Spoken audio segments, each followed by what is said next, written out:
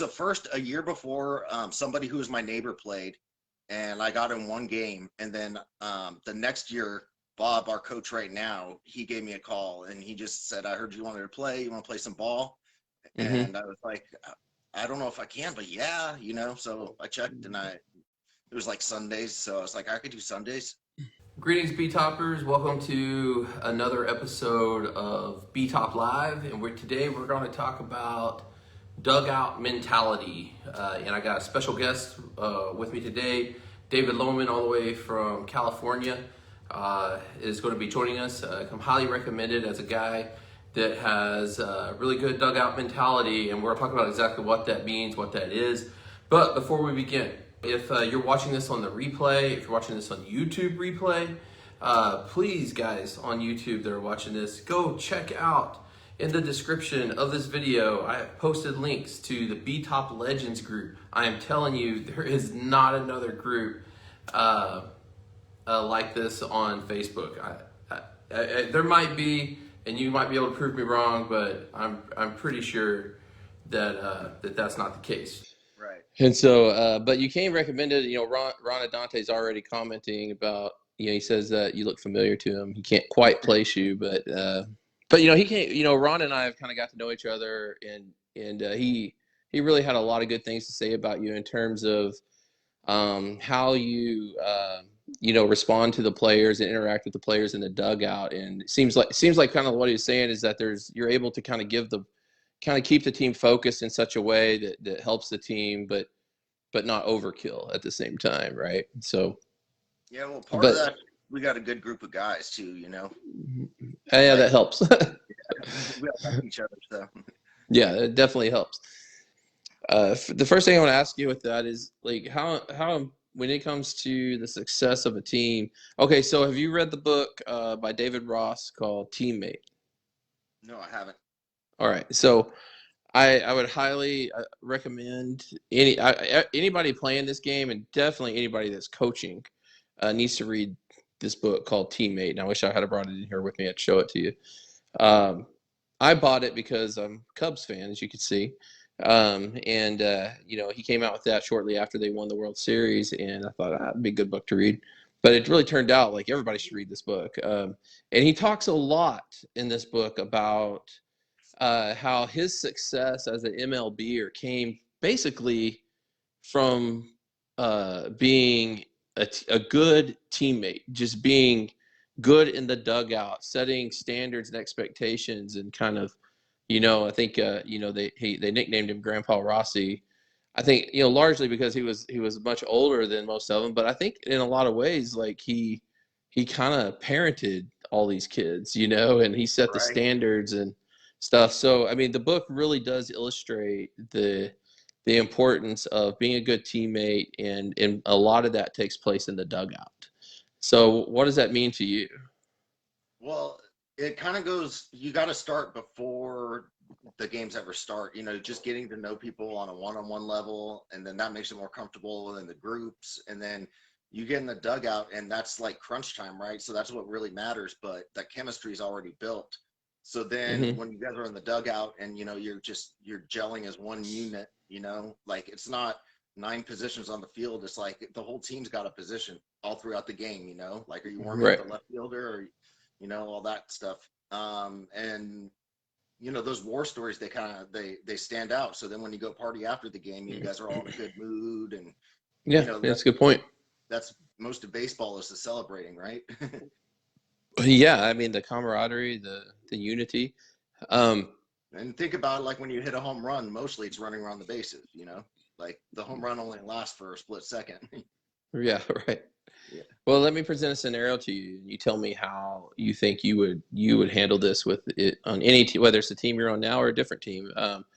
You're, everybody gets to the game and everybody's excited like normal. You start playing, but 2 innings into it, you just start getting killed, and it just starts to inning by inning. It's just more runs go on the board for the other team, and hardly any for your team. Maybe even approaching a run rule. The morale of the team has gone down, drastically. Like what's the appropriate expectation of a team, in that situation, and then how would you uh, facilitate the environment in such a way where you would try to meet that expectation, or All you see right, what I mean? yeah. So Yeah. I guess what I would do, you just got to look what everyone's doing, right? So you see who's down in the dirt and who's still yelling. There's always a couple guys still yelling, so you want to get them going, get a couple more people in. But then you're looking for like, what's the pitcher doing? And then going over talking to him, make sure he does his job. Go over, talk to your big power hitter or whatever, and be like, all right, we got to get something done to get excitement in the team, right? So like that would be a time where you're gonna tell somebody, hey, you don't normally steal, let's try to get a steal going. If you get caught out, we're already down, and if you get caught up, Hmm. you stealing would give our team a little boost.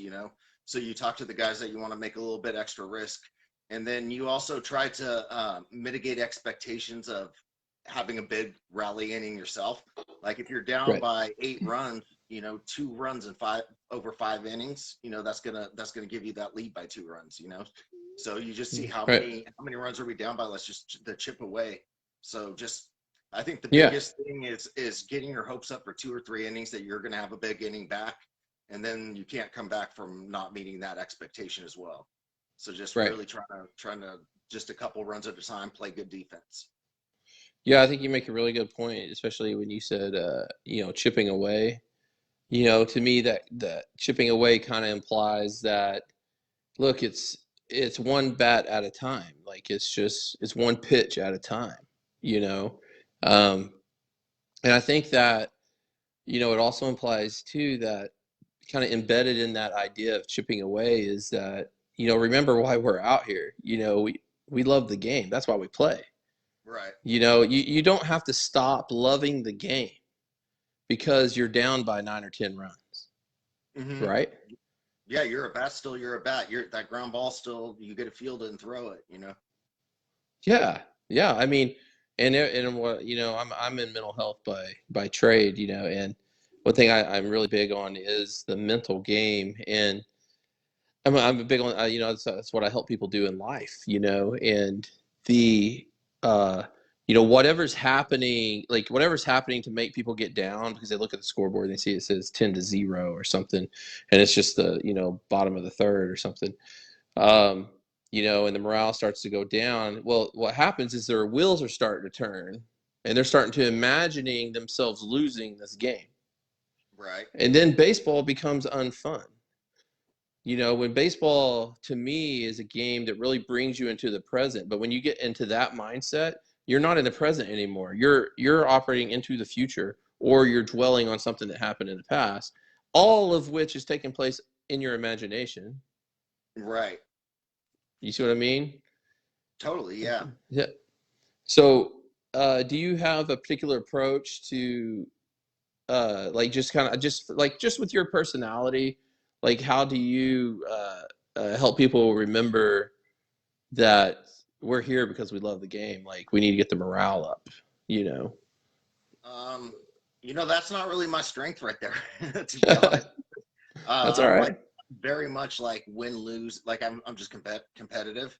So Yeah. yeah, that's kind of part of knowing the other people's strengths, right? Because like even if that was your strength, you're not going to bring the whole team back by yourself. So just do your part of what's good, and then just know who it is that does that kind of thing. Who gets people playing in the moment, Yeah. and make sure you set them up to be able to do what they need for the team as well. Yeah.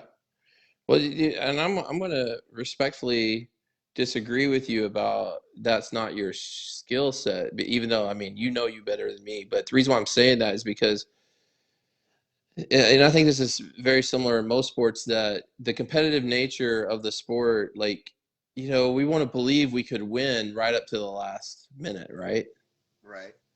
And uh, that's one of the pieces that makes it fun, right? So if the morale goes down, you're not letting yourself believe that you could win.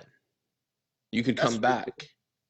And I guess I don't know. I'm a person that like I have fun with everything I do, whether I'm doing chores or work or whatever. Like I'm always just trying to make it the best time Yeah. possible. So I guess maybe there's part of it Yeah. that I don't realize what I'm doing, you know? So Well, yeah, maybe, I got that impression from visiting with you earlier that that you seem kind of surprised that I didn't know Ron thought that about me.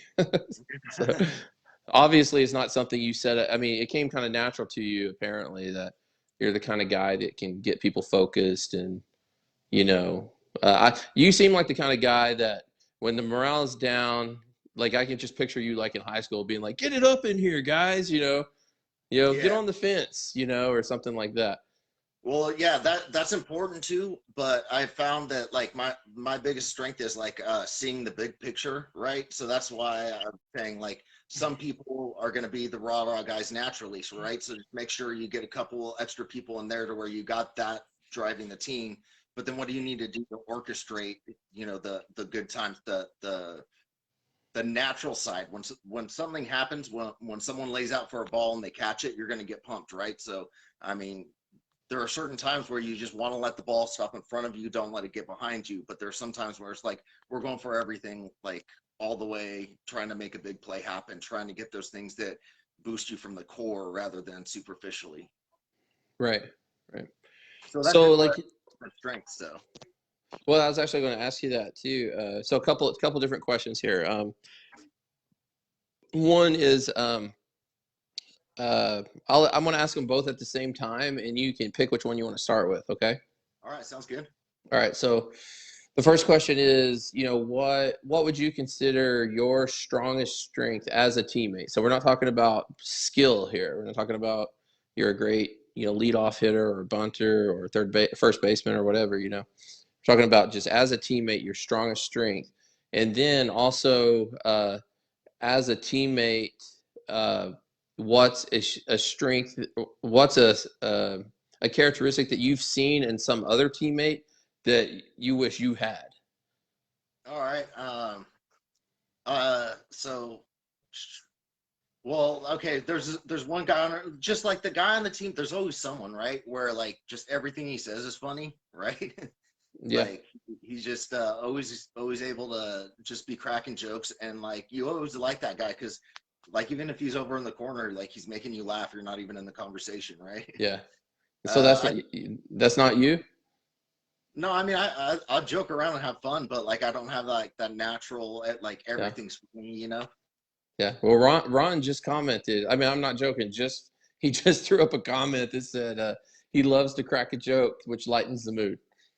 Yeah, I mean I can crack jokes too, but I just mean that guy that's like the natural comedian, right? Because I have a serious Right. side too. But yeah, Right. definitely always messing around though. Yeah, that's what I mean. Like I'm good at having fun with whatever I do, whether it's cracking a joke or if we're just trying to turn something into who could throw the ketchup in the bag from furthest across the room, or like so, Yeah. yeah. So Yeah. yeah, joking around's part of it. But I think greatest as a teammate is probably just willingness to do like anything that needs to be done for the team. Like Hmm. just I'll take any job that the team needs at the time. So. And that's that you would say that's your strongest strength? Yeah, just like if someone needs to be picked up, if gear needs to be carried, if someone needs to rake the field extra. So Right. I think that I just like I'm willing to just help out. I guess would probably be Right.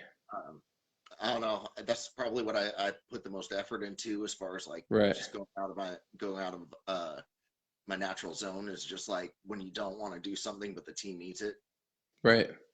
So, in the I'm sorry that I keep referencing the book Teammate, but a lot of things just keep popping up That's when a you good book, as huh? a as it's a really good book, and you remind me like just how you're talking about it. It kind of just reminds me of how David Ross talked about it. Like you got to be willing to pull your weight. You got to do things just to help. And he spent 19 years or something in as a major leaguer, not because he's just this amazing backup catcher. He basically says it's because he was a good teammate. And but what he does is that he would hold other players accountable to being good teammates. So Okay. if he's the backup catcher, some other hot shot catcher comes in, it's going to be the starting catcher. And the whole time he's catching, he talks about this in the book. He's like, the whole time that this guy's catching, he's up there in the dugout. He's cheering him on. The guy who comes in, he's pumping him up. He's focusing, I think, since it's his position, he's focusing on that guy. And then it comes his time to go in, and then that guy wants to go back into the locker room or something. And he says he will go off on them if they do that. Like, he will be like, no. He's like, I set out here, for this amount of time, innings, supporting you. You're going to sit in here and you're going to support me now. And I just think it's like I said, just a really cool book. I'm sorry, I keep looking forward because Ron. It's hard for me to read the screen that Ron's typing. So I'm curious if you just tell me what your response is to that. Yeah, I think that's a very important person to have on the team, right? Because even when you have like a team that is good teammates to each other, like that one person that keeps people accountable, like sometimes people think they want that, they do want that, but they don't want to be the guy that's always nagging on people, right? But the guy that does do it, it's like everybody is glad he did it, It's like that guy always goes and pouts, like someone's finally said something to him, or So I think that's a hard. It's a lot harder to do than people think, and I think yeah, I think absolutely. I think he's a good guy to have on the team. Yeah, I don't think my skin is thick enough for that, so I like to have somebody else has got to do it. But it is good to have at least one person on the team that can do it. Because it kind of is a big price to pay, I think, because they do it does kind of separate them a little bit from the team, because they kind of become more of a hierarchical figure instead of being an even playing field. They kind of separate themselves a little bit to be that guy that's going to hold you accountable to doing your job, Especially to keep morale up. Season, because it starts out as one thing, but then it kind of becomes part of their identity, and then they dive further into it, Right. Yeah, exactly. All right, man. Hey, David, I appreciate you doing this, man. Good luck this season, and good luck in Vegas. Yeah, thanks, man. It was good to be on here. And thanks to the people that wrote some questions. It's always fun to get questions. So yeah, I would really encourage you, if you don't mind, what I've been asking people to do is after I let you go, if you would just kind of filter through the comments and kind of respond to people, because just in case we miss somebody or something,